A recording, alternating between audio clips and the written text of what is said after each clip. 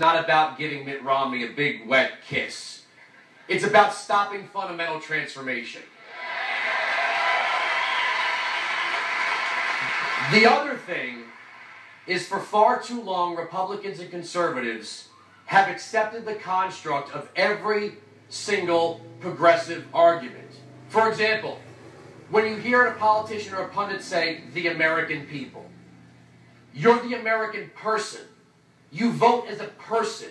You don't vote as a people. You tally the people, but you're an individual. You're unique. You have fingerprints. You have likes and dislikes. So, yes, we are a people, but you are a person.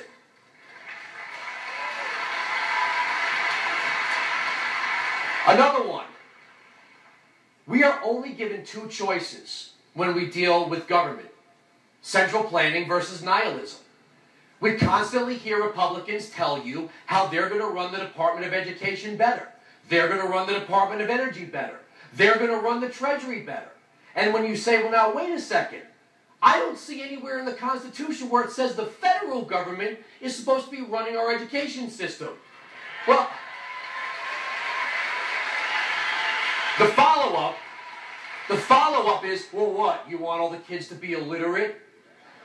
No, that's not what I said. You're giving me two choices. Either the central authority is going to do this thing, or we're going to have nothing over here. Well, it doesn't work that way. We have this thing called states, counties, townships, mayors, city councils, county executives. But you hear Republicans, I'll run it better, I'll run it better. No, you can't run it better. It shouldn't be there at all. That's the problem. So when you're talking to a Republican or a Democrat or somebody who's telling you that they're going to run something that can't be run no matter how good you think you can run it, the problem isn't the politician or the talent or whatever it is, the party. It's the thing to begin with. It's not supposed to be there. It was never designed. The other one, my favorite thing that we've been hearing throughout this election cycle is we can't, follow me on this, we can't afford to spend $5 trillion on tax cuts for this group, that group. The president said in the last debate, 20% tax rate for all. We can't afford it. So, okay, if I have a bucket over here or a bureaucracy over here, and we, the American person, are over here paying taxes, you're saying if I don't put something in this bureaucracy, the IRS, and let the Congress send it out that way, it's kind of like you're giving me something? How is not giving you money like you spending it on me? You're not spending it, I'm just not giving it to you. You have to figure out how to make the government work with what I do give you. This is what's amazing to me. Every day, TV, radio, TV, radio, TV, radio, TV, radio.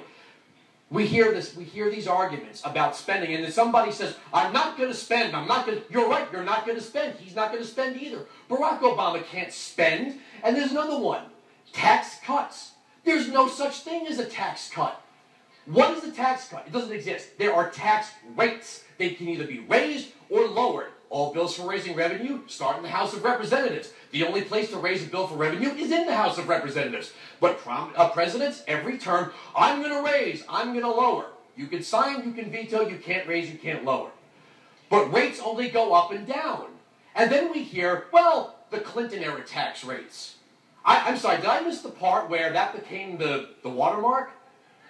Did I miss that? Because we used to have no income tax. So, how did you get from no income tax to an official tax rate? I find that fascinating.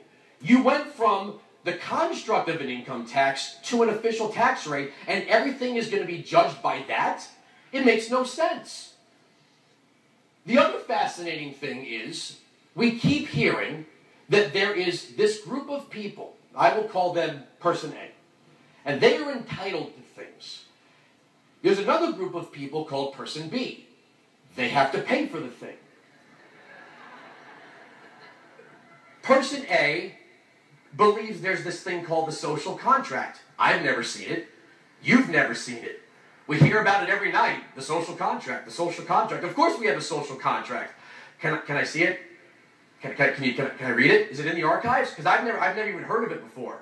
And I did go to public school for some time. But person A has a right to something, person B has a responsibility to provide it. A has a right, B has a responsibility.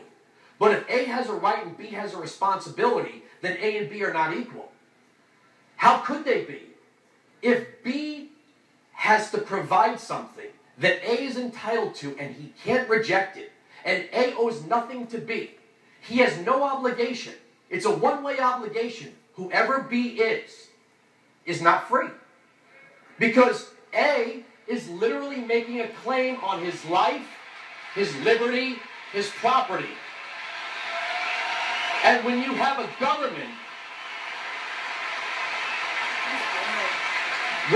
government, full of people who say, hey A, vote for me, I'll take it from B.